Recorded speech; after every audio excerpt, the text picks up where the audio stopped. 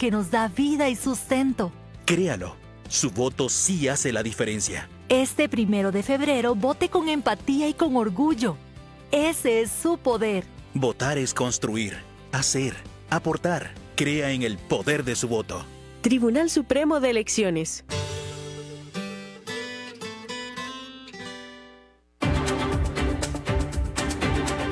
Transcomer, puesto de bolsa de comercio, presenta A las 5 siempre con Fernando Francia.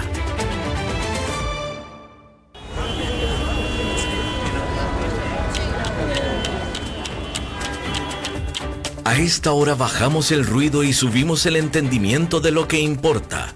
Economía, finanzas y realidad internacional. Inicia A las 5 siempre, con la conducción de Fernando Francia, de lunes a viernes a las 5 de la tarde, aquí por CRC 89.1 Radio. Hola, ¿qué tal? Bienvenidos. Son las 5:01 aquí en San José, hoy lunes 24 de noviembre del 2025. Eso quiere decir que usted va a estar al tanto de todo lo que importa en el mundo de la economía, las finanzas, pero también de la actualidad internacional. Transmitimos desde Costa Rica para todo el mundo por el 89.1 FM de cadena radial costarricense, con repetición a las 10 de la noche y también en streaming. Nos puedes ver en Facebook Live y en YouTube. La producción, como siempre, a cargo de Mauricio Sandoval desde Colombia, y en controles el talento técnico de David Guerrero.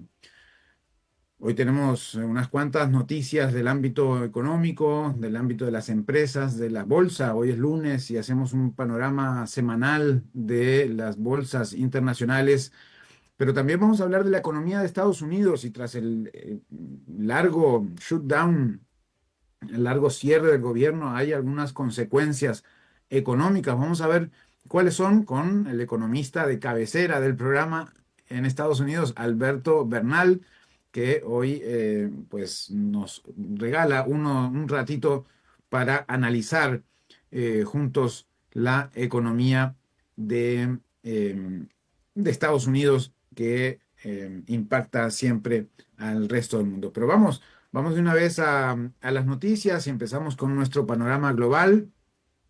En Estados Unidos, la gigante estadounidense de artículos para el hogar, Williams-Sonoma, dueño de Pottery Barn, demandó a Queens, una startup en Estados Unidos conocida por vender dupes baratos de marcas premium. Alega que Queens usa publicidad engañosa mostrando productos que nunca vendió. Williams-Sonoma, mientras promete Pottery Barn's quality for half the price. La calidad de Pottery Barn a la mitad del precio. Según la demanda, esto induce a error sobre la calidad real de los artículos y constituye un lavado de marca para aprovecharse de la reputación de estos últimos. Así que una demanda que sin duda va a tener pues sus impactos. Y por otro lado, hace un tiempo, hace unas semanas o unos días, hablábamos sobre sobre lo que hacía Meta en muchas de sus plataformas, especialmente en Facebook, que terminaba teniendo ganancias a partir de publicidad engañosa, publicidad falsa muchas veces, publicidad que era de cuestiones falsas, simplemente. Bueno, pues senadores de Estados Unidos, después de que nosotros dijéramos esto aquí a las 5 siempre, bueno, nosotros y quizás algunos otros medios de prensa, no, muchos medios de prensa, pero una investigación específica y en exclusiva inicial de Reuters hizo que senadores de Estados Unidos pidieran investigar a Meta tras reportes de que hasta 10% de sus ingresos provienen de anuncios vinculados a estafas o bienes prohibidos. Documentos internos citados por Reuters, como les decía y como habíamos indicado nosotros, como habíamos señalado nosotros hace algunas semanas, estos documentos citados por Reuters indican que 3.500 millones de dólares en ingresos por anuncios de alto riesgo recibe Meta cada 6 meses. Así que ahora los senadores de Estados Unidos llaman a investigación a Meta y no va a ser la primera vez que Meta va al banquillo en el Senado, alguna comisión del Senado en Estados Unidos. Y por otro lado, Alphabet se acercó a los 4 billones en valor de mercado, impulsada por el avance de la inteligencia artificial, obviamente, y el crecimiento de Google Cloud. Su acción sube casi 70% en 2025, superando a Microsoft y Amazon. Esto es Alphabet, obviamente la empresa de Google. 4 billones de dólares en valor de mercado para esta empresa Alphabet.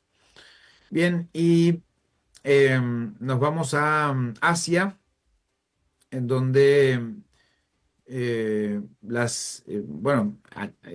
no exactamente en China, pero las inversiones chinas tradicionales en sectores extractivos han caído 40% desde 2015. Pero las exportaciones de productos manufacturados hacia África subieron 28% en 2025, tras un salto de 57% entre 2020 y 2024. Crece el protagonismo entonces de marcas privadas en electrónica, textiles y plásticos, mientras los países africanos más dinámicos avanzan apenas entre un 5 y un 6%. Ahí tienen entonces a China con fuerte inversión y presencia en África. Pero además también Beijing buscó recomponer relaciones con el nuevo gobierno alemán tras tensiones por restricciones chinas a minerales críticos. El primer ministro Li Qiang pidió más cooperación en industrias estratégicas y subrayó la importancia del vínculo económico en plena disputa global. Y por otro lado, en la cumbre G20, China propuso fortalecer la cooperación en industrias estratégicas con Alemania también, y afirmó que trabajará con Sudáfrica para avanzar en el acuerdo de arancel cero para productos sudafricanos en un contexto marcado por tensiones por las restricciones a minerales y tierras raras. Así que ahí ven la ofensiva de China en cooperar con Alemania, pero también con Sudáfrica y en buscar arancel cero en algunos espacios. Además, hay consumidores chinos en África porque con menos inversiones estatales y con caída en proyectos extractivos, como decíamos recién, China impulsa exportaciones privadas a África. Electrónica, textiles y plásticos lideran un aumento del 28%, mientras las economías africanas van creciendo en menor proporción. Bueno, vamos a África porque en este continente se concentra la mitad del cobalto y del manganeso mundial, pero sigue exportando materias primas sin procesar. Esto frena el empleo y la industria en el continente africano. La Conferencia de las Naciones Unidas para el Comercio y el Desarrollo, UNCTAD, trabaja con Madagascar, Namibia y Zambia para identificar sectores de alto potencial usando análisis de complejidad económica. Los hallazgos preliminares muestran oportunidades por más de $1.000 millones en Zambia y apuntan a una diversificación que permita crecimiento más resiliente. Bueno, en Guinea-Bissau, tras la elección presidencial, Fernando Díaz y el presidente Umaro Sissoco Embalo se declararon ganadores antes de conocerse resultados oficiales, cada uno diciendo superar el 50%. Guinea-Bissau, el enfrentamiento electoral, la disputa aumenta el riesgo de tensión en un país con historial de golpes, donde incluso podría haber segunda vuelta si ningún candidato supera la mayoría. 2 candidatos diciéndose ganadores en Guinea-Bissau tras la elección presidencial. Y en Arabia Saudita, el reino planea abrir 2 nuevas tiendas de alcohol para no musulmanes. Una en un complejo de Aramco en Dhahran y otra para diplomáticos en Jeddah. Serán las segundas y terceras del país tras la apertura histórica del local para diplomáticos en Riad y forma parte de las reformas impulsadas por el príncipe heredero Mohammed bin Salman. Bueno, que ya hablamos un poquito de Europa con Alemania y China, pues ahora gigantes como Amazon, Microsoft, Google, Oracle y Meta emitieron 100.000 millones de dólares en bonos para financiar infraestructura de inteligencia artificial y nube, con inversiones que superarán los 400.000 millones este año. Y el Deutsche Bank en Alemania estima que la inversión global en la inteligencia artificial podría alcanzar 4 billones para 2030. Bueno, sin duda el crecimiento es exponencial, como ya lo hemos estado constatando permanentemente, y mañana, 25 de noviembre, se va a estar liberando, bueno, se ha anunciado que se liberará este informe de Michael Burry sobre si es o no es una burbuja o si se va a transformar en algún problema financiero, todo esto que hemos estado enterándonos de las inversiones entre empresas de la inteligencia artificial y las tecnológicas, las grandes tecnológicas del mundo. Bueno, en América Latina, aquí cerca en Centroamérica, Honduras entra ya en la fase final de una elección presidencial que aparenta ser muy cerrada.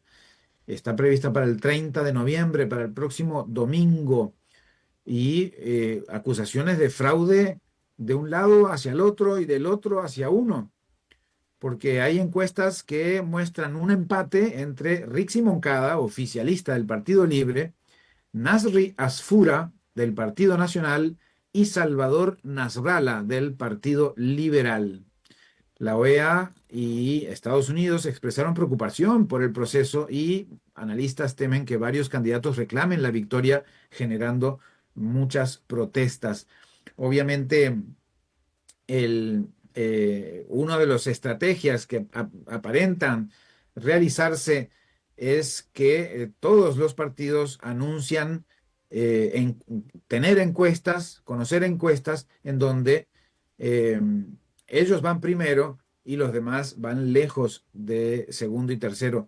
Y esto lo que hace es que alimenta esa idea de que un partido dice que va a ganar, el otro partido dice que va a ganar, y bueno, cuando ganen o cuando pierdan, alguien va a hablar de fraude. Vamos a estar atentos, obviamente, a ver qué pasa. No sabemos si el lunes habrá alguna resolución o si estará para más adelante. El domingo 30 serán las elecciones y estaremos pendientes en Honduras. Bien, en México, la Bolsa Mexicana de Valores inició la semana con avances. El Standard & Poor's de la Bolsa Mexicana de Valores, IPC, subió 1,04% y la FTSE BIVA subió un 0,93%, ambas bolsas mexicanas, apoyados por expectativas de un posible recorte de tasas de la Reserva Federal en Estados Unidos. De esto vamos a hablar un poquito con Alberto Bernal, un poco cómo es que las bolsas latinoamericanas también suben y bajan dependiendo de lo que digan las autoridades de la Reserva Federal de Estados Unidos. Y en Argentina, la confianza en el gobierno argentino subió 17,5% en noviembre. Obviamente, después de las elecciones va mejorando la confianza en el presidente Javier Milei, según el índice de la Universidad Itela. Llegó 2,47, recuperando las caídas registradas antes de las elecciones. Venía en caída, pero luego se acercó Trump y empezó a subir este índice de la Universidad Itela en la confianza del presidente argentino. Bueno, Ese fue nuestro repaso eh, internacional, global. Y vamos un poco al panorama bursátil internacional también. Vamos a ver qué indica el tablero. Eh, Vamos a verlo en tiempo real. Pues la mayoría de los índices de las bolsas de Nueva York en verde, con fuertes subidas, y el VIX, el indicador del temor, del miedo de Wall Street, volviéndose a colocar en 20, que es realmente alto 20, pero para haberlo tenido en casi 30 la semana pasada, pues están tranquilos, está tranquila la gente en Wall Street. Europa arranca la semana con leves avances en medio de apuestas por un recorte de tasas en Estados Unidos. Los mercados europeos iniciaron la semana con una nota positiva, alineándose con el rebote global que tomó fuerza desde el viernes. Recuerdan que lo dijimos cuando comentarios del presidente de la Reserva Federal de Nueva York reactivaron la expectativa de un recorte de tasas en diciembre. El Stoxx 600 avanzó 0,3% en la sesión preliminar, con la mayoría de las acciones de los sectores en verde y un ánimo claramente más constructivo que el de las últimas semanas.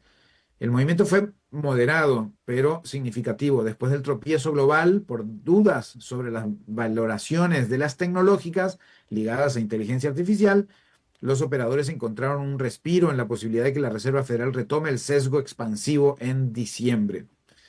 Hoy el mercado descuenta 69% de probabilidad de un recorte de 25 puntos básicos en la reunión entre el 9 y el 10 de diciembre, según reportan en Estados Unidos.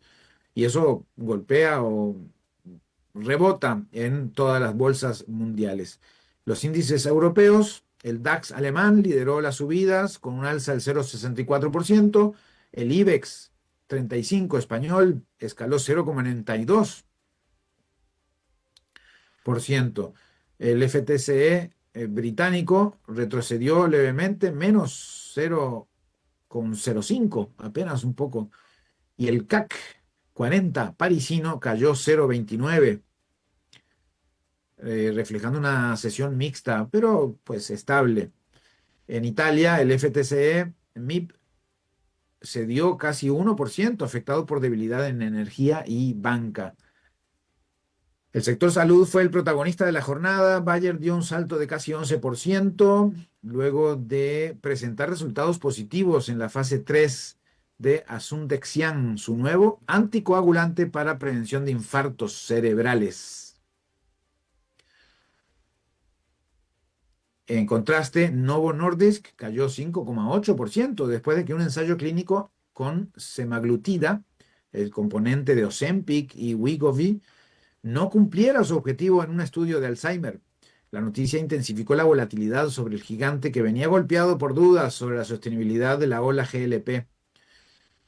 AstraZeneca, por su parte, también participó de la jornada con un alza, pero apenas del 0,8%, al anunciar una inversión de $2.000 millones para ampliar su planta de biológicos en Maryland, parte de una estrategia mayor de expansión en Estados Unidos. El índice europeo de aeroespacio y defensa bajó 2% y tocó su nivel más bajo desde julio. Rheinmetall perdió 5%, Renk cayó 4,4%, Hensoldt retrocedió 4,6% y Saab, la sueca, cedió 5,6%.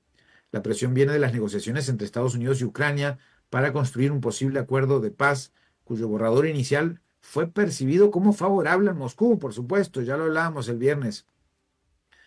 Las conversaciones continuaron el fin de semana y, aunque se reporta un progreso, no hubo todavía un acuerdo en garantías de seguridad para Kiev, Ucrania, aunque según los reportes internacionales dicen que hay avances. Ucrania da pasos en el plan de paz de Estados Unidos mientras intenta lograr un acuerdo justo y sin ceder soberanía. Eso es lo que busca Ucrania. Supongo que es lo fundamental. Bueno, pero estamos en las bolsas de Estados Unidos y de Europa. El sector materias primas Anglo American retrocedió 0,9%. ¿Qué más? La decisión elimina uno de los focos de tensión del sector minero, porque hay adquisiciones ahí en proceso. Las bolsas asiáticas y los futuros en Estados Unidos operaron al alza durante la madrugada, intentando extender el repunte iniciado el viernes. El impulso viene de la expectativa de recortes, como siempre. Vamos a hablar de eso ya en minutos nada más, porque pues todo está a esa expectativa. Faltan unos 15 días para que se dé este reporte, este anuncio de la Reserva Federal, y ya nadie habla de otra cosa en Wall Street. Bueno, así que esta semana hay que estar atentos a la evolución de la expectativa sobre el recorte de las tasas de la Reserva Federal, los datos de la inflación preliminar en Europa, testimonios de integrantes del Banco Central Europeo, en un momento de creciente presión, por aflojar la política monetaria, señales geopolíticas en el tema de Ucrania-Rusia, filtraciones del presupuesto británico, también es un tema que interesa a las bolsas esta semana, y pues así estamos. Arranca moderadamente optimista, aunque Europa pues igual optimista también en Europa. Bueno, vamos a una nota positiva antes de entrar en la entrevista de la tarde. Fíjense que a los 16 años, Sames Chu soñaba con trabajar en Google, o Sames, soñaba con trabajar en Google, pero un día de 2016, buscando en internet un técnico para arreglar algo en la casa de sus padres de Singapur, notó un vacío. No había forma sencilla de encontrar servicios de reparación. Gastó $23 en un dominio web. Su padre lo ayudó a registrar el negocio y nació Repair SG, el dominio de Singapur, SG. Lo que empezó como un experimento adolescente terminó 9 años después en una empresa que facturó $1,3 millones en 2024 y que proyecta superar los 2 millones el próximo año. Junto a su hermano, Amos, con quien de chicos desarmaban computadoras y construían legos, pasó años trabajando entre clases y madrugadas, aprendiendo oficios, sacando licencias y haciendo ellos mismos casi todos los arreglos. Hasta 2021, admiten, la empresa estuvo al borde del cierre permanentemente. Aceptaban cualquier trabajo, incluso mal pagado o más grande de lo que podían manejar, convencidos de que debían sentirse agradecidos por recibir encargos. Bueno, además, debieron enfrentar el estigma que rodea los oficios manuales, clientes que los llamaban niños y les decían que ese tipo de trabajo era para quienes no logran nada en la vida, y padres que los empujaban a seguir carreras universitarias. La inseguridad los llevó incluso a ocultar el negocio por un tiempo. La profesionalización del proyecto cambió todo. Dejaron de hacer cualquier trabajo para cualquiera, organizaron la operación y decidieron no ir a la universidad para enfocarse en la empresa. Repair SG creció, contrató a más de 20 empleados y se convirtió en parte de una tendencia creciente entre jóvenes que eligen trabajos técnicos por vocación y oportunidad, no por descarte. Hoy los hermanos Chu dicen que lo más valioso no es la facturación, sino haber hecho realidad algo que imaginaban desde niños, construir cosas juntos y demostrar que un oficio manual no es un fracaso, sino una forma distinta y también legítima de éxito. Bueno, ahí lo tienen, esas historias que a veces parecen cuentos de hadas, pero bueno, en 9 años pasaron de hacer lo que fuera por unos pesos en Singapur a tener una empresa que factura $1,3 millones al año y que planean facturar más este 2025 y 2026. Bueno, vamos a una pausa y a ver si ya enseguida volvemos con la entrevista de la tarde con Alberto Bernal, aquí a las 5 siempre. Adelante. Cuando el reloj marca el cierre de la tarde, aquí abrimos el sentido. economía, finanzas y realidad internacional. El programa creado por Alberto Padilla en Costa Rica. A las 5 siempre. Te esperamos de lunes a viernes a las 5 de la tarde con la conducción de Fernando Francia. Aquí, por CRC 89.1 Radio. Cuando vos estás bien, todo a tu alrededor mejora. Tu familia, tus amigos, tus planes, tu tranquilidad. Eso es tener una vida bien invertida. Comenzá a invertir en Transcomer.com.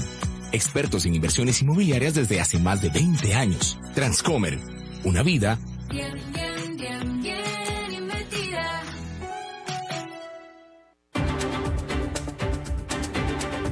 Regresamos a las 5 siempre con Fernando Francia. Bien, continuamos a las 5 siempre. Tenemos una nota más antes de la entrevista, o nos metemos ya de lleno. Ahí me haces un sonido para avisarme cuando entre Alberto Bernal, acostumbrados a estar en la cabina, que nos comunicamos mejor. Bien, tengo una notita más aquí para compartir. Bueno, ya está Alberto. Bueno, tenemos con nosotros a Alberto Bernal. Ustedes ya saben que él es economista, analista, investigador de varias firmas económicas a lo largo de su muy dilatada carrera. Es autor del libro Cero Demagogia. Bienvenido, Alberto, como siempre, a las 5 siempre. Hola Fernando, ¿cómo estás? Muchas gracias por tenerme en el programa. Un placer estar contigo y mil saludos a la audiencia. Gracias a vos. Y queríamos volver contigo para primero pensar o evaluar un poco sobre algunos elementos que el shutdown generó a nivel económico y de investigación, de datos, de estadísticas de Estados Unidos, que fue generando algunas situaciones como que aparentemente no se publicará el IPC de octubre por efectos de ese cierre federal, entre otros datos que no van a tener ustedes, los investigadores, Alberto. Efectivamente, Fernando. Bueno, pero pues eso sí era una cosa que en cierta forma era totalmente esperada. Las estadísticas, para poder dar las estadísticas, tú tienes que tomar las estadísticas, tienes que hacer las encuestas. Y pues el 98% de los empleados del Departamento de Estadística de Estados Unidos no fueron a trabajar durante el government shutdown, por obvias razones, pues porque no se le estaba pagando. Y por lo tanto, pues esa data no la pudiste pues tomar, no pudiste hacer las encuestas, todo lo que se tiene que hacer en ese sentido, y por lo tanto, pues esos datos no los puedes dar. Porque eso sería inventarse los datos y pues claramente eso no es una política viable, ¿no? Bueno, los argentinos bajo Cristina Fernández de Kirchner les dio por inventarse las estadísticas por varios años y pues ya todos sabemos exactamente en qué desastre terminó esa decisión, ¿no? Bueno, se supone que son datos y los datos salen de la realidad y a partir de eso se trabaja. Y eso, ¿cómo impacta los análisis que se puedan hacer tanto en firmas económicas privadas como en el propio gobierno? Es decir, es como nublar parte de la realidad o se puede seguir trabajando pues con la falta de esos datos. Pues mira, aquí lo que hay es el ser humano siempre es muy recursivo. Cuando no hay data oficial del gobierno de Estados Unidos, pues se buscan alternativas. Hay otros números que, por ejemplo, se pueden utilizar para tratar de hacer un estimado de dónde está la inflación. Y no estoy hablando de números del sector privado, empresas que hacen pues aproximaciones de esas cosas. Hay una empresa que se llama ADP que maneja los pagos de las quincenas en Estados Unidos. Creo que, si no me falla la memoria, como 30 millones de personas mensualmente reciben su cheque del sistema de ADP. Entonces ellos tienen una estadística que trata de estimar cuánta gente está trabajando en Estados Unidos en un mes determinado. Entonces, pues eso es lo que existe, ¿no?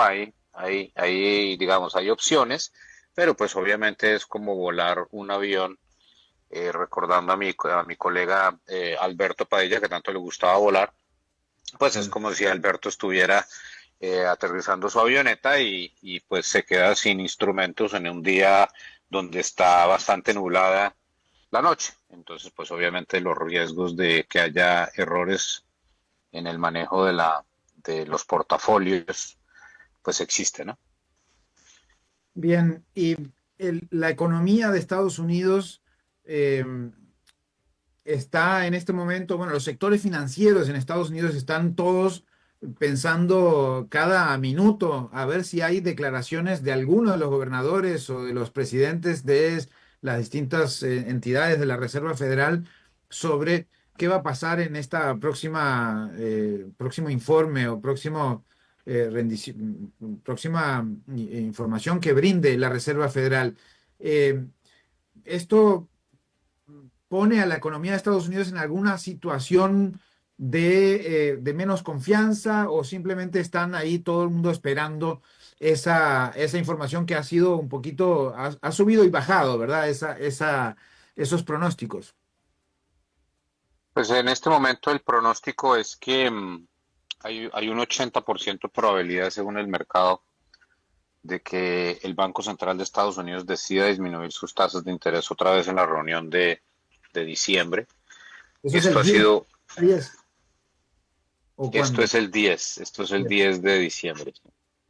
Y esto ha estado bastante volátil porque el jueves pasado, después del dato de empleos, esa probabilidad disminuyó por debajo de 30%, pero después se incrementó nuevamente desde el viernes y hoy también, porque hubo unos comentarios bastante claros por parte de la Reserva Federal, de algunos miembros de la Reserva Federal, que estaban viendo que lo lógico sí sería disminuir tasas de interés en esta reunión, porque hay claros indicios de que, a pesar de que el número de empleos que se publicó el jueves pasado, el número de generación de empleos en septiembre fue mejor a lo esperado, mejor a lo que yo esperaba, por ejemplo, sí hubo un incremento de la tasa de desempleo, y lo que nos muestra otra evidencia atada al sector privado en los últimos días es que hay una probabilidad más significativa de que los próximos datos de empleo, una vez se publiquen, muestren mayor debilidad en la generación de nuevo empleo, ¿no? En Estados Unidos está pasando un fenómeno que es bastante interesante, Fernando, que es que la gente no está perdiendo su empleo, o sea, los empresarios no están despidiendo a la gente, pero se están generando pocos nuevos empleos. Entonces es lo que en inglés se llama the no hiring, no firing economy.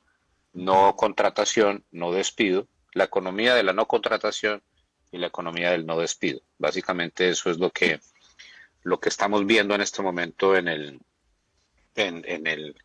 ambiente de los mercados. Y esto a la población permanentemente estar en alza redunda en ir como a la baja de alguna manera, ¿no? En empleo.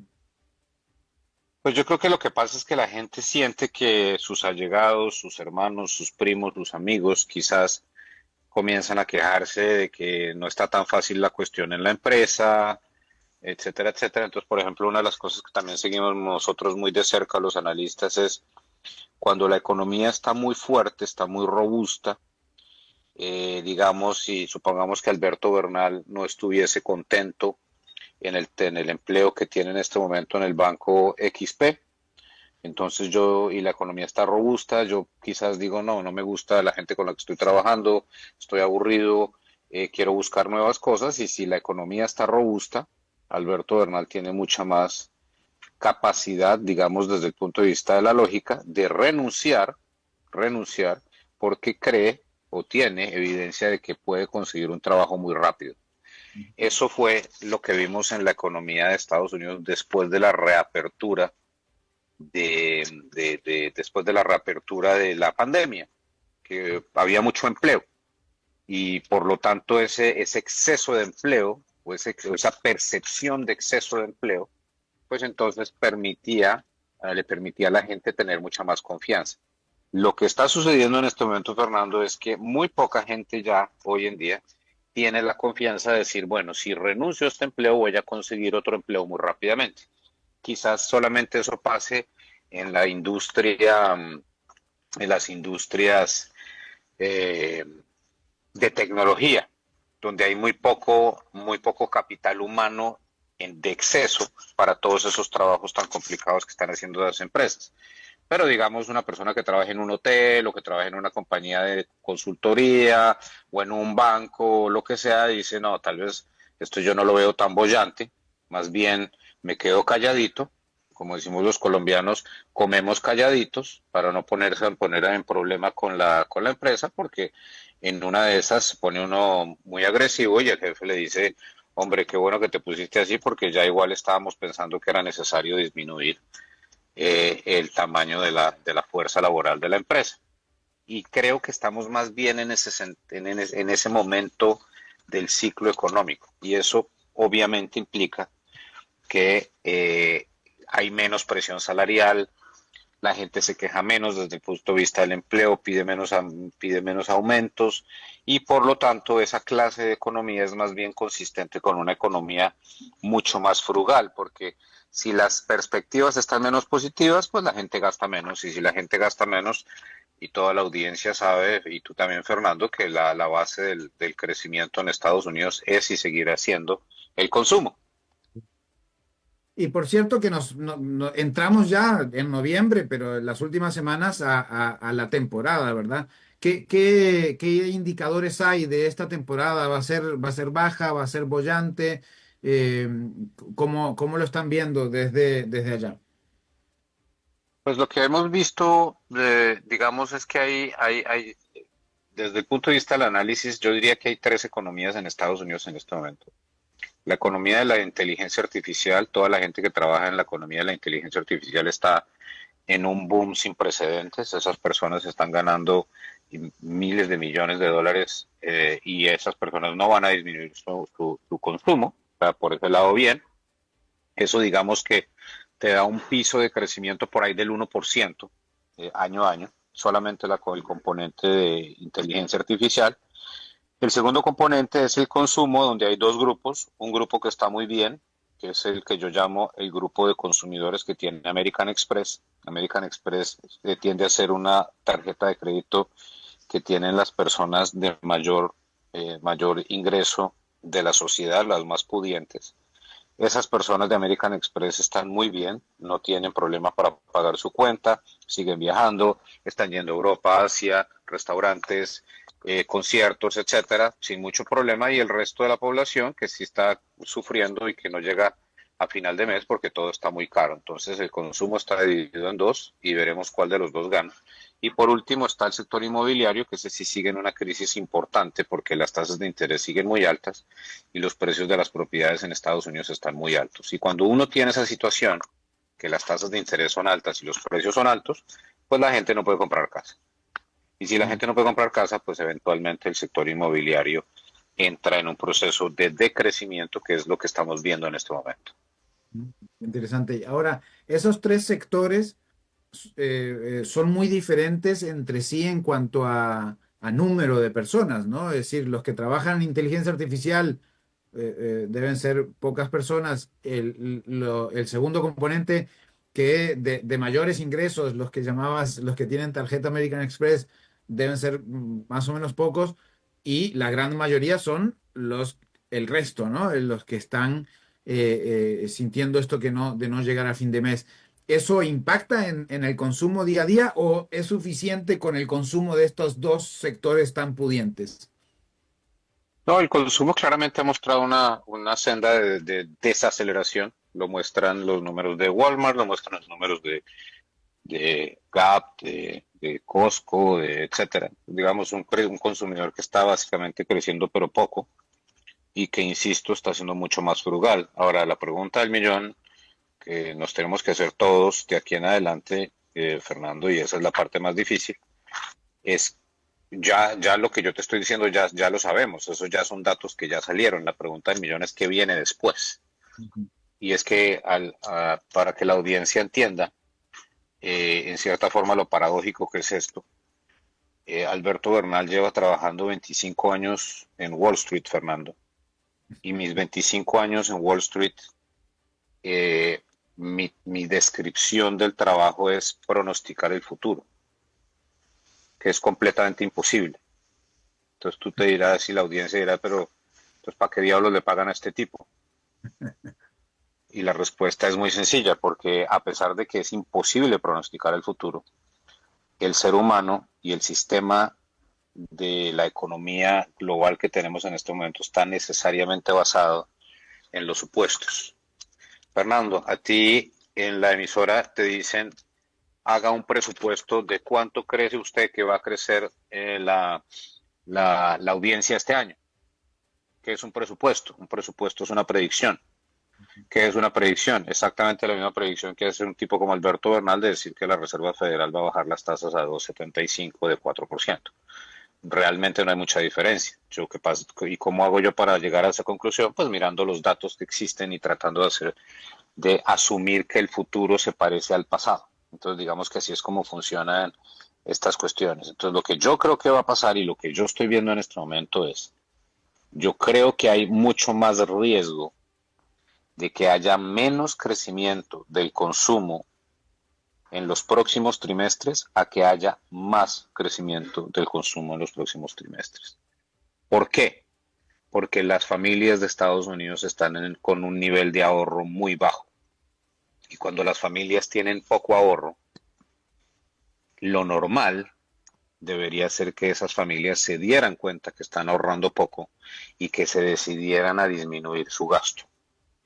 Y si todo el mundo hace eso al tiempo, Fernando, la economía crece menos. Entonces, cuando tú me preguntas a mí, ¿qué va a pasar de aquí a futuro? Yo digo, yo creo que lo más posible es que los próximos trimestres tengan o nos den evidencia de que la velocidad del crecimiento del consumo se ha disminuido. Y si yo tengo razón en eso que acabo de decir, yo tengo que llegar a la conclusión de que lo más probable es que en el futuro las tasas de interés en Estados Unidos estén más bajas.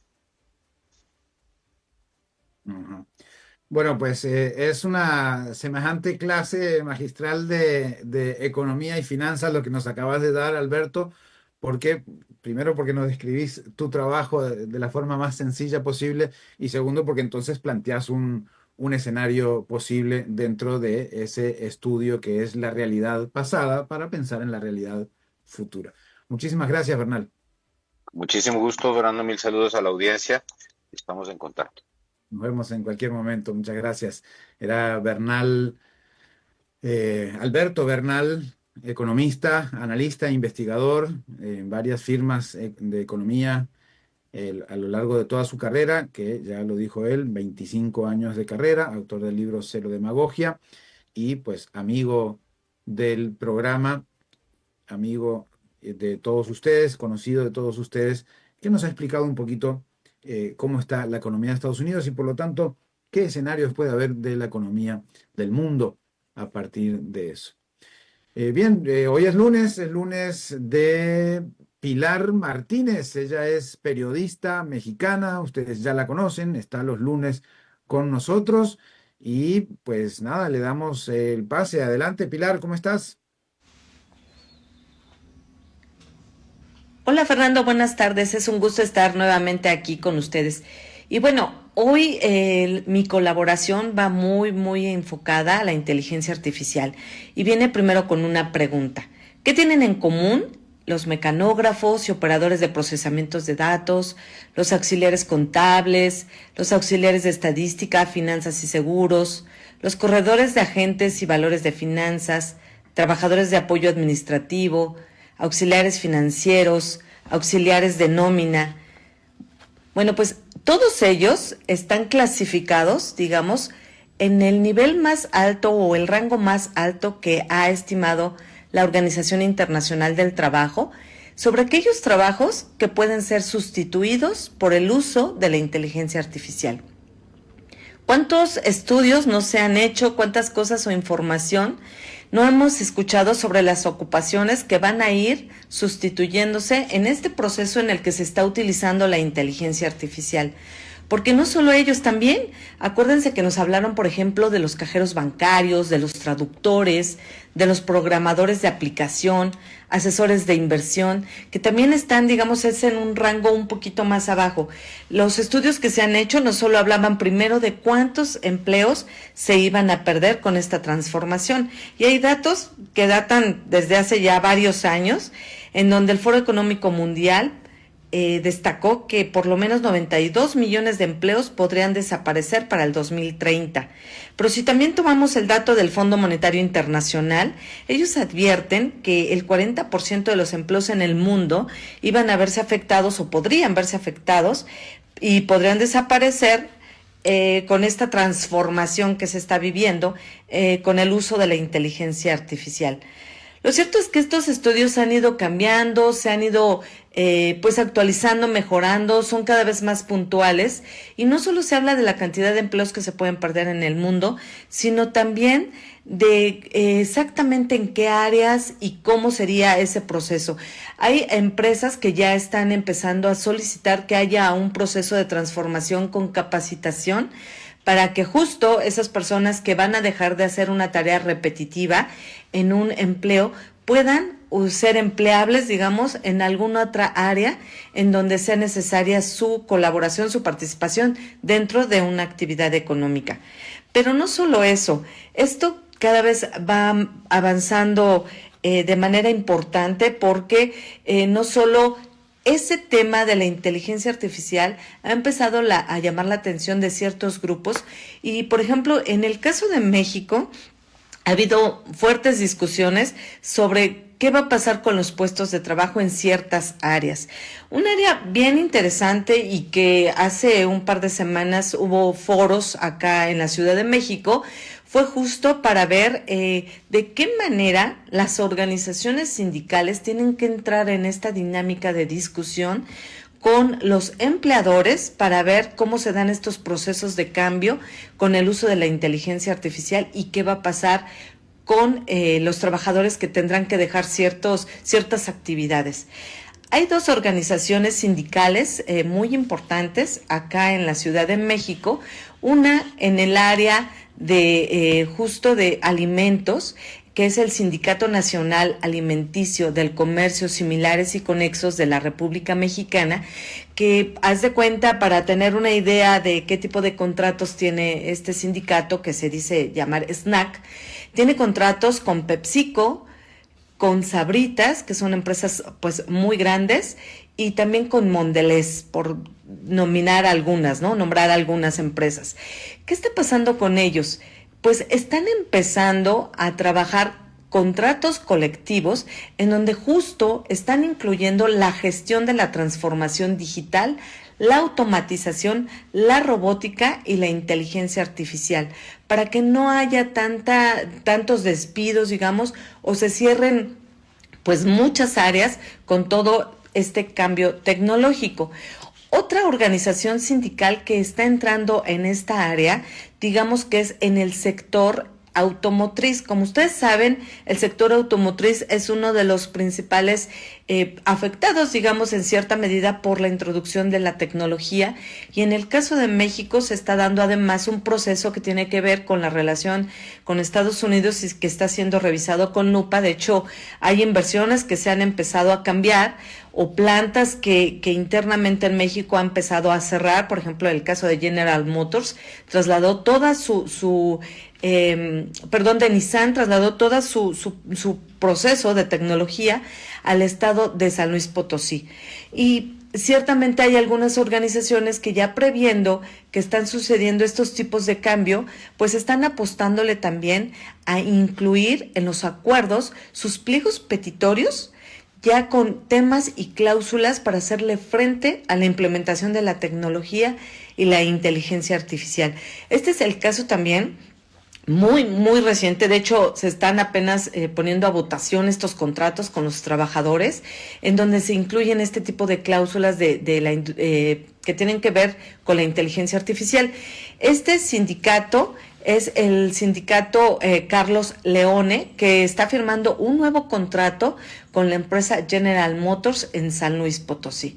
Y bueno, para hablar más puntualmente de qué es lo que están incluyendo, qué es lo que está pasando, pues en el caso de este sindicato que es de la industria automotriz, pues lo que están viendo y revisando no solo es cómo está la Ley Federal del Trabajo, porque cuando hay un proceso de cambio o de sustitución en la plantilla para quedarse solo con una plantilla activa, ahí solo se exige la liquidación o una indemnización adicional para sustituir la mano de obra por la tecnología.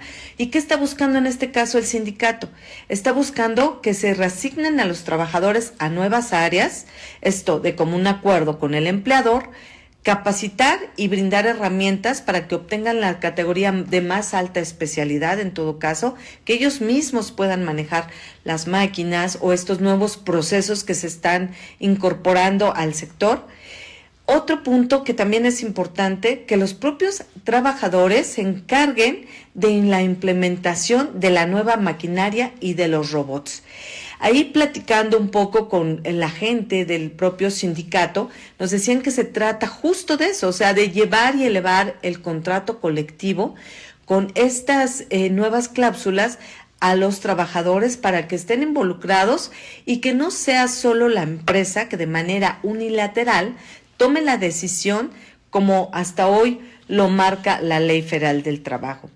Y nos pareció muy interesante porque además en un foro que estuvo reciente, la Organización Internacional del Trabajo también participando, destacaba que no conocían cómo se estaba aterrizando, digamos, como todo este tema que también forma parte de las discusiones que se están dando a nivel global, pero en el caso de México este es un avance porque ya los sindicatos están tratando de incorporar estos temas a sus propios contratos.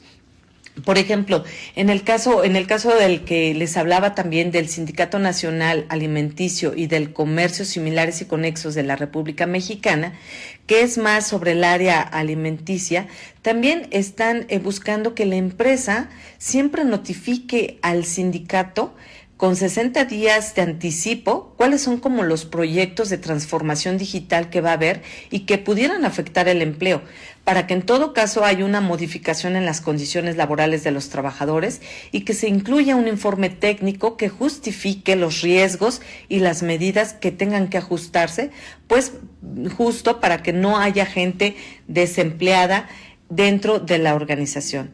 Nos pareció muy interesante poder tocar este tema porque no solo están avanzando, digamos, las organizaciones sindicales en la definición de qué es la inteligencia artificial, de cómo se debe utilizar, si debe ser también un tema de automatización o uso de robótica, sino también en la manera en que ahora se tendrán que dar las nuevas prestaciones para los trabajadores y que en todo caso pues se sume a todo este proceso de transformación, digamos, que debemos tener todos a la hora de utilizar o practicar con la inteligencia artificial. Espero que este tema les parezca interesante, que lo vayamos discutiendo, porque pues todas las áreas estamos viviendo procesos de cambio y es algo que ya llegó para quedarse y que debemos de incorporarlo como herramientas y no como sustitución. Hasta aquí mi comentario. Buenas tardes. Muchas gracias, Pilar, por esta información, tremenda información sobre el futuro del empleo con la inteligencia artificial. Desaparición, sí, bueno, puede ser, pero también transformación del futuro del trabajo. Muchas gracias y con esto pues vamos llegando al final del programa de hoy, lunes 24 de noviembre. Gracias, amigos, por una tarde más que compartimos. Espero que hayan tenido un muy buen fin de semana y que tengan una excelente semana, un gran inicio de semana. Y bueno, hoy ya nos informamos de cómo está el mundo en temas económicos, financieros y geopolíticos, con la producción de Mauricio Sandoval desde Bogotá, los controles de David Guerrero en CRC 89.1 Radio. Me despido y nos vemos en 23 horas.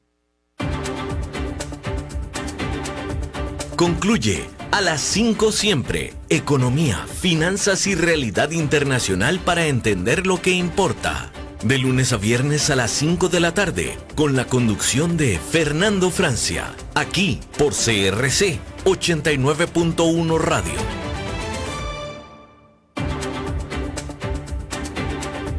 A las 5 siempre con Fernando Francia fue presentado por Transcomer, puesto de bolsa de comercio.